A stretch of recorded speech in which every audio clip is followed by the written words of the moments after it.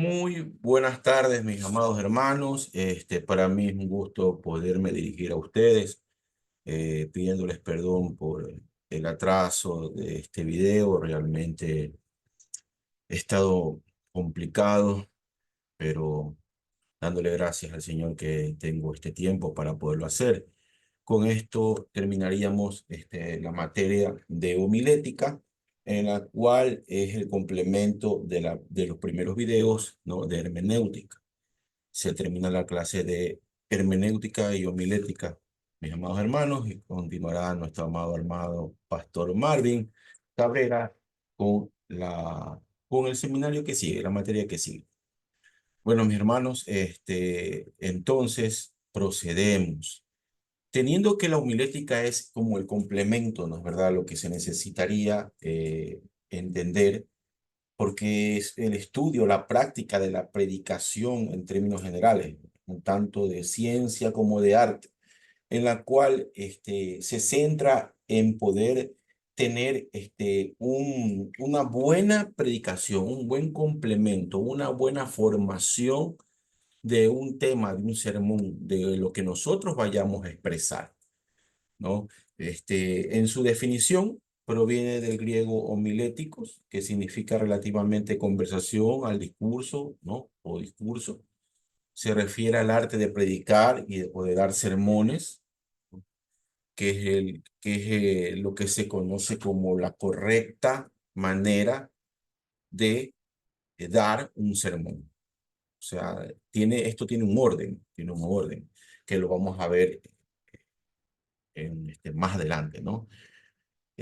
Como decíamos, es una disciplina que se ocupa del estudio y la práctica de la predicación, dentro siempre de un contexto bíblico, ¿no? Su propósito principal siempre va a ser ayudar a los predicadores a comunicar el mensaje de una manera efectiva y que impacte, o sea, que llegue a los oyentes. Es vital para el ministerio cristiano, porque la predicación es uno de los principales medios por los cuales se enseña la fe. Se corrigen errores, se consuelan los corazones, se exhorta a los hermanos a poder vivir conforme a la Escritura. Un sermón, una predicación bien preparado y entregado al público, al oyente, a la persona, a los hermanos, a quien el Señor te pone en ese momento, pues, puede tener un impacto significativo en la vida de los creyentes, en la salud espiritual de la comunidad cristiana. Es importante entender que darle un tiempo a la predicación, un tiempo a formar una buena predicación, es de relevancia, es de mucha importancia para el corazón del oyente. Tú puedes cambiar una vida con un buen sermón. Si nosotros tenemos conciencia, hemos visto muchos testimonios de personas que con una predicación han inclusive evitado suicidarse, evitado separarse de un matrimonio de muchos años. Un hijo ha evitado de coger y abandonar a su casa, abandonar a su familia. O sea, es muy importante la preparación, tener un tiempo consagrado para poder entregar un mensaje bueno, un buen mensaje, ¿no? En la hermenéutica vimos pasos, razones, exégesis, retóricas, vimos todo lo que nosotros necesitamos para poder entender lo que estamos nosotros leyendo, ¿no? Y poder tener las bases necesarias y el estudio necesario para tener un buen mensaje dentro de una buena homilética, ¿no? En forma de lo que es la homilética, en la cual involucra una combinación de habilidades, ¿no? Como las exegéticas, retóricas, comunicativas para cumplir eficazmente el mandato de compartir el evangelio y edificar a la iglesia. La parte de exégesis nosotros lo vimos en el video anterior, en las clases anteriores, pero teniendo un recordatorio, se refiere al proceso de interpretación y análisis crítico de las escrituras en sí. la cual busca descubrir el significado original y el propósito de un pasaje específico, considerando su contexto histórico, cultural, literario y lingüístico, que es lo que vimos, ¿verdad? Mientras que la retórica, ¿qué era? Era el arte de persuasión mediante el uso efectivo del lenguaje. Es un contexto muy amplio en una disciplina que se centra en cómo estructurar y presentar mensajes de manera que sean convincentes, que impacten, que impacten a la audiencia, ¿no? Eso es lo que era la retórica. Pasemos a ver, ya estuvimos y no, ya proviene del griego homilético, como le decíamos, ¿no? El propósito es la comunicación del mensaje y la edificación espiritual. Ahí se les deja unos conceptos claros para que puedan seguirlos, ¿no? Sigamos. Los componentes de la homilética, ¿verdad? Exégesis bíblica, la estructura del sermón, veamos la retórica y estilo, la entrega oral. He tratado de resumirles lo que es cada componente de una manera que sea sencilla para que se entienda, ¿no? La exégesis bíblica es la interpretación, como le decía, el análisis detallado de los textos bíblicos, tomando en cuenta el contexto histórico, cultural, literario. Aquí nomás le dije hasta literario, ¿no? Pero también se habla algo de lingüístico, porque nosotros hablamos, ¿no? El lenguaje, nosotros podemos llegar también a tener un buen sermón. No sé si ustedes en esta parte han notado, por ejemplo, para entrar en la parte lingüística, ¿no? En la parte lingüística, como cuando una persona hace una prédica, ¿ya? Y al predicar, tenemos como quien dice que lo hacen de una manera como grotesca, ¿no? Hacen un mensaje como muy agresivo, por no utilizar otra palabra, ¿no es verdad? Y como que no agrada, aunque sea bíblico el mensaje, pero como que no impacta como debería impactar por la manera como él lo dice lingüísticamente. Es ya el lenguaje que él usa. A veces son lenguajes soeces, ¿no? Lenguajes que son como muy rústicos, brutales inclusive algunos. Otros usan palabras que son como vulgares, ¿no? No, yo sé que ustedes me entienden. Hemos tenido en nuestros años de cristianos mucho, como quien dice, hemos escuchado a muchos oradores, ¿no? A muchos predicadores y cuando tienen ese tipo de lenguaje, entonces uno como que ya no escucha el mensaje, sino que lo tiene un grado de repudio porque no agrada. Ya, eso es en la parte lingüística. No lo tomé muy en cuenta porque en este concepto quise hacerlo lo más centrado en cosas que como que no vemos mucho. Pero en la lingüística nosotros tenemos experiencia con todos los ejemplos que le estoy diciendo, ¿no? Pasemos a la estructura del sermón. La organización lógica y coherente del sermón que puede incluir introducción, desarrollo y conclusión. Yo creo que es un concepto muy muy entendible, ¿no? No hay gran misterio, como quien dice, ¿no es verdad? En esta estructura del sermón. Me olvidé un momentito porque necesito un poquito de agua, hermanos. Disculpen que ustedes saben que estoy un poquito con lo del azúcar.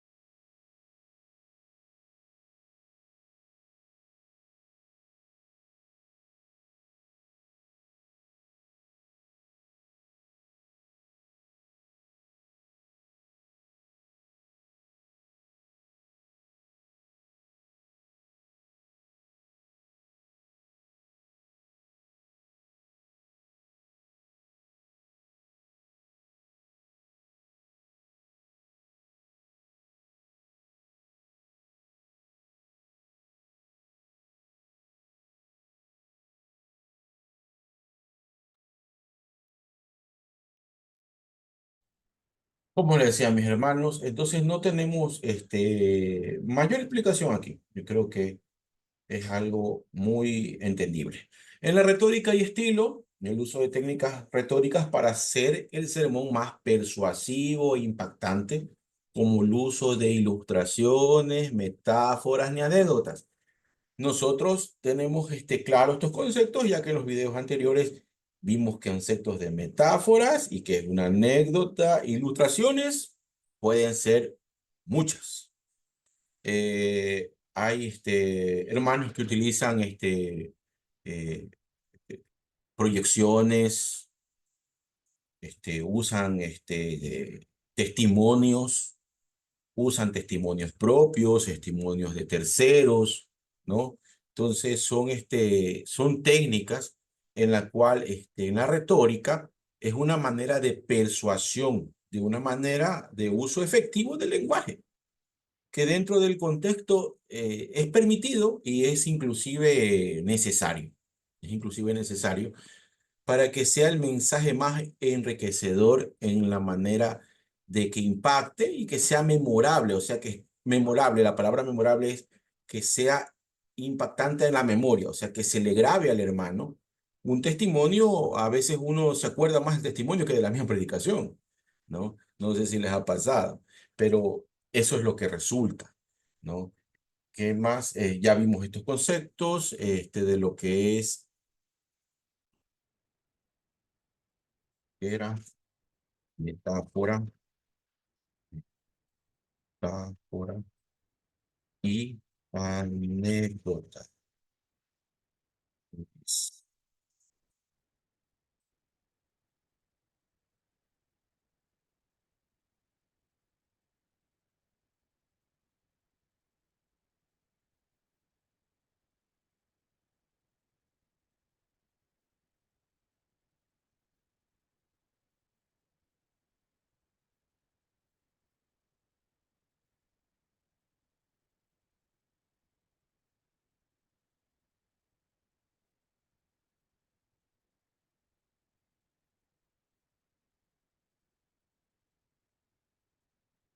Lo que es entonces la entrega oral como cuarto punto es la manera en que el sermón se presenta oralmente, incluyendo aspectos como la entonación, el ritmo, el lenguaje corporal y el contacto visual. Si nosotros nos ponemos a analizar, eh, incluyendo aspectos como la entonación, si les preguntara cómo la entonación, que va a tocar algún instrumento musical, va a tonar, va a tocar alguna guitarra, algún piano. No se está hablando de ese tipo de entonación. Se está hablando en la entonación o timbre, también se le llama, o timbre de voz. Es importante que tengas este control sobre cuándo vas a enfatizar una parte del sermón y cuándo no la tienes que hacer. Cuando no existe este tipo como de control, se tiende bastante a qué cosa. Pues hemos escuchado predicaciones como que gritan prácticamente. Todo el sermón lo están gritando. El 80% es grito. Y a veces ni se entiende lo que están diciendo, ¿no? Entonces, eso es lo que se refiere a la entonación. No es que está tocando un instrumento musical, ¿no? Es saber tener un timbre de voz adecuado justamente para poder narrar o explicar o detallar o exponer tu mensaje. En eso se refiere a la entonación. El ritmo viene a ser, a ver, el ritmo vendría a ser lo mismo, ¿no? El ritmo, a veces, ¿qué pueden pensar del ritmo? ¿Qué, a un ritmo de qué, pues, ¿no? ¿Qué piensan ustedes que es el ritmo? Aquí el ritmo se lo pone en la parte de que no sea acelerado. O sea, a veces hay como mensajes que un poco más y te duermes. Estás bostezando, otros como que ya mueven el pie, como quien dice a qué hora termina. O sea, en el ritmo no solamente se controla lo que es la velocidad o la manera de cómo tú predicas, sino qué es lo que tú tienes que entender con los momentos o los tiempos exactos para cada oratoria que tú vayas a tener, para cada tema. O sea, a veces no agrada que tú sigas enfatizando en lo mismo, en lo mismo, en lo mismo, como que te pasaste de tiempo. Ya hablaste algo, fue entendible, pasa a otro punto. No te quedes en ese punto, en ese mismo punto, porque ya tú pierdes el ritmo de la audiencia y el ritmo de la predicación, ¿no? Espero que se entienda ahí. El lenguaje corporal, ¿cómo hablamos del lenguaje corporal? A ver, cuando hay, por ejemplo, campañas, vamos a un ejemplo de las campañas. En las campañas afuera, ¿no? Afuera, en la calle, puede ser cualquier tipo de campaña que sea en la calle. Ustedes notan como que la iglesia se atavía un poquito más, ¿no? Como que, por ejemplo, los que sirven están todos uniformaditos, bien bonitos. El presentador también está bien bonito, bien puesto con su ternito, peor el que predica, pues no, que se diga el pastor, ¿no? Entonces es como que el lenguaje corporal que él ve, o sea, lo que él está expresando a los demás, es algo formal, algo que quiere la iglesia dar como excelto, como algo ilustre, ¿ya? Entonces es bueno que la manera de presentación siempre de tu sermón, de tu prédica, de lo que tú has hecho, de tu homilética de un tema, sea siempre de una manera de vestimenta acorde a lo que tú vas a predicar, ¿no? No es lo mismo predicar en la calle que predicar dentro de la iglesia. No es lo mismo predicar en una célula que vestirte para una mañana de ayuno, ¿no? Entonces siempre tiene que ser acorde a lo que se va a hacer, ¿no? Tu lenguaje corporal, aparte de que hablamos de vestimenta, tiene que ser tu manera de comportarte de una manera correcta. ¿Cómo? O sea, que no se comportan correctamente. No es que se comporten correctamente. Estamos hablando aquí de las expresiones que tú utilices. No solamente se trata de lo que es la vestimenta, sino del lenguaje que tú uses, del lenguaje que tú quieras usar para transmitir el mensaje. El contacto visual. El contacto visual es de la manera de poder entender qué es lo que tú quieres manifestar a la audiencia. Hablo de audiencia porque nosotros recordemos que no solo predicamos para los de la iglesia, predicamos para todo el mundo. Y todo el mundo es todo el mundo, conversos, inconversos, ateos, mundanos, no mundanos, todo el mundo. Y el contacto visual que el mundo tenga hacia con nosotros, ya que somos cartas abiertas, ¿no? Somos cartas abiertas, tiene que ser acorde al mensaje que estamos llevando, que es el Evangelio de Jesucristo, ¿no? El contacto visual tiene que ser correcto. No sé si ustedes han tenido la experiencia de ver, por ejemplo, hermanos que como que se tiende mucho a fijarse o a mirar, ¿no? Como que con desagrado a ciertas personas, que porque no la ven bien vestida o porque no la ven y como que la miran como con desprecio. Pero la persona, cuando tú miras así, cuando pasa ese tipo de cosas, hay un tercero que te está viendo y te está analizando y te está juzgando de cómo tú estás mirando a esa persona en particular. Te llama la atención de cualquier manera. Te la puede llamar porque está mal vestida, porque a la final está solo sentado o no alaba, o puede ser, por ejemplo, de manera de desagrado cuando va alguien que no es cristiana y se sienta adelante con una minifalda y la gente está esperando que como que tú te desvíes en la mirada. O sea, eso es el contacto visual, que te cuides de todas esas cosas, de todas esas situaciones, porque hay un tercero que te está viendo, un tercero, un cuarto, un quinto, y están analizándote, no solamente cómo te vistes, no solamente cómo tú hablas, no solamente lo que tú estás enseñando, si es acorde o no acorde, sino que también te está viendo qué es lo que te llama a ti la atención como predicador. ¿Qué es lo que te llama a ti la atención? ¿Cuáles son tus miradas? ¿No? Eso es el contacto visual. Espero ser explicativo. Sigamos, mis hermanos, con el otro. Ya. Tipos de sermones. Tenemos el sermón expositivo, el sermón temático, el sermón textual y el sermón narrativo. El expositivo dice, basado en un pasaje específico de la Biblia, explicando y aplicando sus enseñanzas, ¿no? El expositivo. Centrado, sencillo, simplemente cogiendo un pasaje bíblico, como se hace en la mayoría de los sermones en las iglesias, y se da una enseñanza. Este de aquí es el que más se aplica, el que más se aplica a nivel mundial, el sermón expositivo.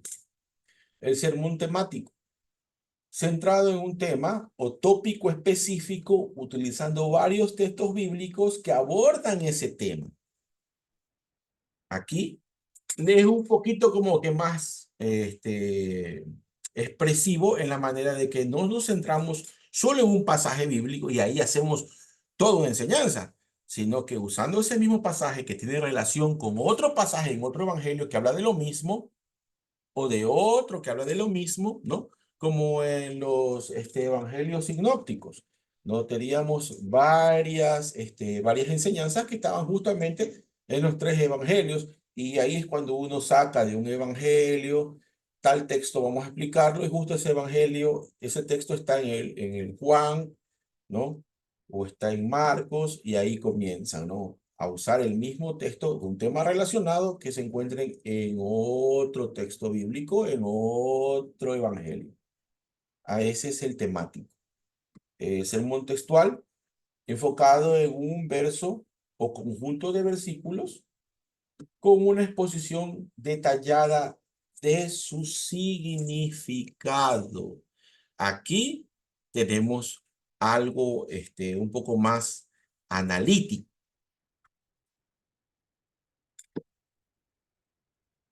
Sermones.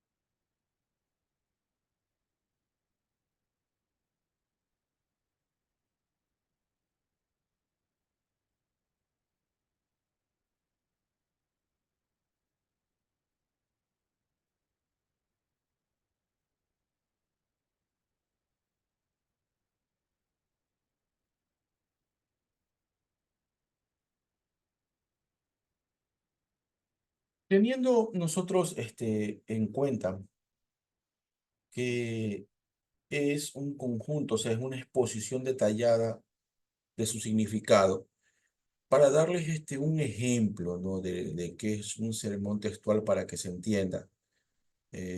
Cojamos, por ejemplo, Filipenses 4:13. Todo lo puedo en Cristo que me fortalece. Alabado es el Señor. Entonces, el propósito de este versículo vendría a ser captar la atención de la audiencia. Con eso, nosotros tenemos una atención. Todo lo puedo en Cristo que me fortalece. ¡Wow! ¿No? Si haciendo una introducción, ¿no? Usando una anécdota, dice, por ejemplo, podemos decir algo que ha pasado, ¿no? Hace algunos años conocí a una mujer que había pasado por grandes dificultades, pérdida de empleo, problemas de salud, conflictos familiares, pero sin embargo siempre tenía una sonrisa en su rostro y una actitud positiva ante todo. Cuando uno se le pregunta cómo mantenía su esperanza, me respondió con estas palabras: todo lo puedo en Cristo que me fortalece. Hoy exploraremos juntos este poderoso versículo, ¿no? Y cómo puede transformar nuestras vidas. O sea, a pesar de todo eso, ese vendría a ser como quien dice la anécdota, la situación en la cual ella estaba aferrada, o sea, en ese verso bíblico, por eso que ella siempre mantenía esa actitud de positivismo. abrazada a todo lo puedo en Cristo que me fortalece. ¿No? En la exposición de ese texto, si estamos nosotros explicándolo, ¿no? Comenzamos, ¿no? a decir, bueno, dentro del libro de Filipenses, Pablo está escribiendo a la iglesia de Filipos desde la prisión, alentándonos a mantenernos firmes en la fe y encontrar fuerza en Cristo. Vamos a la parte de la parte de Pablo, ¿no? Él no está libre, está escribiendo a la iglesia. Este verso poderoso, ¿no? Cuando él estaba padeciendo también un gran problema, ¿no? El significado del versículo viene, todo lo puedo. No significa que podemos hacer cualquier cosa que queramos, sino que podemos enfrentar cualquier circunstancia con la ayuda de Cristo, que es diferente. Ahora, la palabra, vamos como analizando, no estamos, todo lo puedo en Cristo que me fortalece. Vamos analizando el verso, eso es lo que estoy diciendo. Vamos a coger la primera parte, todo lo puedo. ¿Qué es lo que tenemos que entender? ¿Qué es lo que tenemos que analizar? No significa que podemos hacer cualquier cosa que queramos, sino que podemos enfrentar cualquier circunstancia con la ayuda de Cristo. Ahora cojamos la otra parte. ¿Qué estamos viendo? Todo lo puedo en Cristo que me fortalece. Cojamos la parte en Cristo, ¿no? ¿Qué es? La fuente de nuestra fuerza, capacidad. No es nuestra propia habilidad, sino nuestra relación con Jesús. ¿Ya? Cojamos la otra parte. ¿Qué me fortalece? ¿Qué vendríamos nosotros a entender? ¿Qué me fortalece? Cristo nos da la fuerza necesaria para soportar las pruebas y cumplir con nuestras responsabilidades y vivir según su voluntad. Entonces tenemos este verso explicado. Todo lo puedo en Cristo que me fortalece, ¿no? Si vamos a un desarrollo de sermón, dando un desarrollo del sermón, ¿qué podemos decir como primer punto? Cristo nos da fuerza en las dificultades. Un ejemplo, la vida de Pablo, quien enfrentó numerosas pruebas y tribulaciones, pero siempre encontró fuerza en Cristo. Si analizamos la vida de Pablo, prácticamente él es un gran ejemplo bíblico. Prácticamente.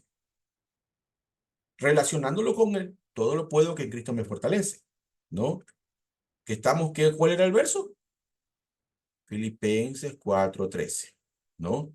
Entonces, en la aplicación práctica, volviendo al análisis, cuando enfrentamos problemas en nuestra vida, debemos recordar que no estamos solos. Cristo está con nosotros y nos dará la fuerza para superar cualquier desafío. Esa es la aplicación práctica. Como primer punto, analizando el primer punto, que es Cristo nos da fuerza en las dificultades. Como segundo punto, ¿qué sería? Cristo nos capacita para servir.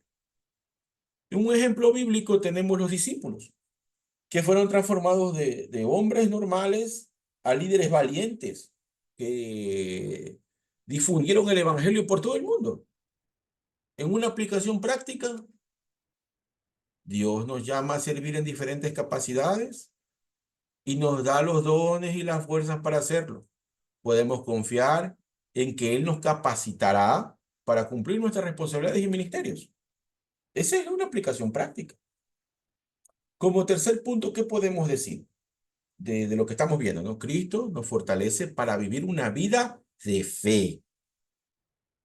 Como ejemplo bíblico tenemos Daniel en el foso de los leones, quien confió en Dios y fue liberado. Haciendo una aplicación práctica de esto, vivir una vida de fe puede ser desafiante en un mundo que a menudo está en contra de los valores cristianos. Sin embargo, Cristo nos da la fuerza para mantenernos firmes en nuestra fe y ser un testimonio para los demás. Cuando nosotros nos mantenemos firmes en nuestra fe, tú no sabes que hay otro que te está viendo, que tu vida es de inspiración para otros. Siempre ten presente que nuestra vida está siendo vista por alguien más. No solamente por nuestros familiares, por un vecino, por un amigo, por un hijo, por una hija, por un familiar, por un vecino, por un hermano en Cristo en la fe, que Él conoce tu situación, que Él sabe por qué estás padeciendo, pero Él viendo todos los problemas te ve firme en la fe. Tú no sabes que tú eres con esa actitud, tú eres un consuelo para esa otra vida. Piensen en eso, hermano. No desfallezcan. No desfallezcan, nunca desfallezcan. Siempre piensen que hay alguien más que depende de tu testimonio de vida, que depende de la fe que tú tengas, porque tú animas con tu propia fe a otros a seguir adelante. Y es bíblico, mi hermano. Yo hubiera desmayado hace muchos años si no hubiera yo estudiado la vida de Pablo. Eh, Hubiera sido otra mi vida, por grandes hombres y siervos de Dios que con su ejemplo de vida a uno le puede dar un aliento más. Y es bíblico. No sé a cuánto les ha pasado, mis hermanos, pero cuando yo me recuerdo de David, conforme al corazón de Dios y todo lo que Dios habla de él, pero sin embargo, al fallar él, ¿cuántos nosotros no nos hemos entristecido cuando le fallamos a Dios? Y uno, y uno se siente mal, hermano. Se decae su ánimo. Pero sin embargo, uno mismo ya se quiere desechar, uno mismo, no necesitas que alguien te deseche, uno mismo se desecha. Pero uno se recuerda y uno puede ver cómo Dios en su infinito amor y en su infinita misericordia te levanta. Es Él el que te dice, vamos, sigue adelante. Yo te elegí, yo te escogí por un propósito que tenemos tú y yo, hermano. Así que sigamos adelante, mi hermano. No nos desechemos nosotros mismos. No nos desechemos. Nosotros no somos nadie para desecharnos. Si Dios no lo hace, ¿por qué lo vamos a hacer nosotros? Bueno, mis hermanos, veamos lo que son sermones narrativos. Que los sermones narrativos, este, utilizan historias bíblicas para transmitir verdades teológicas y morales. Yo creo que tenemos bastantes ejemplos de sermones narrativos en la Biblia, ¿no? Historias bíblicas es lo que más tenemos, ¿no? Como era la historia del rey David, la historia de Jonás, la historia de Moisés, la historia de Josué. Tenemos ejemplos para decir, vamos a aprender, hay que aprender. Sigamos, mis hermanos. Tenemos partes de una predicación. Ya, aquí en la homilética siempre se ha hablado sobre introducción, cuerpo y conclusión. Sencillito. Pero si yo les digo qué es el cuerpo, muchos no vamos a entender qué consideran un cuerpo. Entonces, gracias a Dios, vamos a ver algo más explicativo sobre lo que es las partes de una predicación. Tenemos como primer punto, introducción, el propósito. Captar la atención de la audiencia, presentar el tema y preparar a los oyentes para el mensaje. Elementos, ¿qué vamos a usar? Puede incluir una anécdota, ya vimos que era una anécdota, una cita, una pregunta retórica, ya vimos lo que era una retórica, y una declaración impactante, como un testimonio, ¿no? Que era el ejemplo que estábamos puesto. Exposición del texto. ¿Cuál es el propósito de esto? Presentar el pasaje bíblico central en el que se basará el sermón. Elementos. Vamos a usar lectura del texto, explicar un contexto histórico y literario, explicación de términos en palabras claves, ¿no? Eso es la exposición. El desarrollo. Propósito. ¿Qué es el propósito del desarrollo? Desarrollar las ideas principales del sermón, explicando el texto bíblico y aplicándolo a la vida de los oyentes. Elementos, puntos principales, subpuntos, ilustraciones, ejemplos bíblicos y contemporáneos. Aplicaciones prácticas. No se preocupen que más adelante tengo un ejemplo, ¿no? Un ejemplo sobre un tema bíblico, porque de eso va a ser la única tarea que les voy a enviar en este seminario de esta materia, que no les envíe ningún deber en hermenéutica, y ahora en este final de la homilética les voy a enviar solo un deber, del cual ustedes saben que yo les dejo en los videos, yo no los pongo escritos. ¿Por qué? Porque me interesa que vean el video y lo escuchen, ¿no? Vamos a la aplicación. Como cuarto punto, el propósito, conectar el mensaje bíblico con la vida cotidiana de la audiencia, ofreciendo formas prácticas de vivir las enseñanzas. Elementos, desafíos específicos, sugerencias prácticas, preguntas para reflexión de la persona que escucha. Hay en la aplicación desafíos específicos, ser mejores, vivir en santidad, ese es un desafío, ¿no? Limpiándonos. Sugerencias prácticas, no ver YouTube, no ver Facebook, no andar chismeando, ya saben, todo el paquete, listo. Preguntas para reflexión personal. Preguntas, una pregunta de reflexión. ¿Qué sería una pregunta de reflexión, mis hermanos? Hay bastantísimas, pero la que más es común y que a la larga te deja pensando, siempre te deja pensando. ¿Qué pasa si Cristo viene en este rato? ¿Te vas con Él o te quedas aquí? ¿Cómo estás viviendo tu vida? ¿Es una vida que agrada a Dios? ¿Es una vida que enaltece el nombre del Señor? Esas son las preguntas de reflexión, mis hermanos. Contentémonos en las preguntas. Conclusión, propósito, recapitular el mensaje, reforzar los puntos principales y motivar a la audiencia a la acción. Elementos, resumen, llamado a la acción, oración final y hemos terminado una buena predicación, un buen sermón. Y aquí los que les mencionaba, mis hermanos.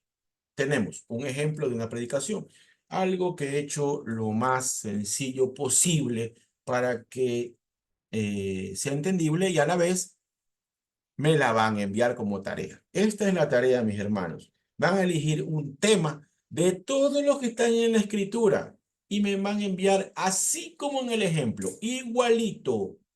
Ejemplo de predicación por el hermano Juan Flores. Tema, la pasión de Cristo. Cualquier tema, mis hermanos, lo que ustedes más les llegue. Y comienzan. Introducción, un texto pequeño. ¿Sí ven?